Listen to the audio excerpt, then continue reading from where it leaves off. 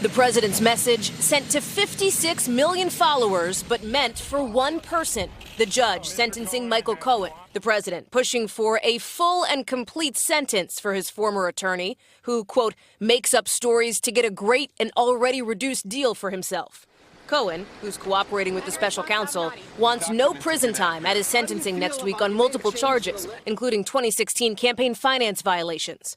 Democratic Senator Mark Warner raising a red flag. The President of the United States using his public Twitter account to try to influence witnesses or people who've pled guilty within the Mueller probe, to me, smells pretty fishy. The fury over Cohen, a contrast with presidential praise for former Trump confidant Roger Stone. He says he will never testify against the president. I'd have to make things up, and I'm not going to do that. President Trump tweeting, nice to know that some people still have guts. I think the president is swimming in very dangerous waters here. You don't have to read too far between the lines of these tweets to see what he means. A series of court filings may soon reveal the new details Robert Mueller has learned from people who were once in Donald Trump's orbit, like Cohen, former Trump campaign chair Paul Manafort, and former National Security Advisor Michael Flynn.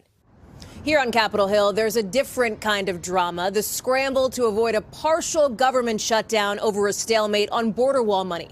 But late tonight, multiple House leadership sources tell NBC News there is an agreement for a 2-week extension, which puts the new deadline the Friday before Christmas. Hey, NBC News fans, thanks for checking out our YouTube channel. Subscribe by clicking on that button down here, and click on any of the videos over here to watch the latest interviews, show highlights, and digital exclusives.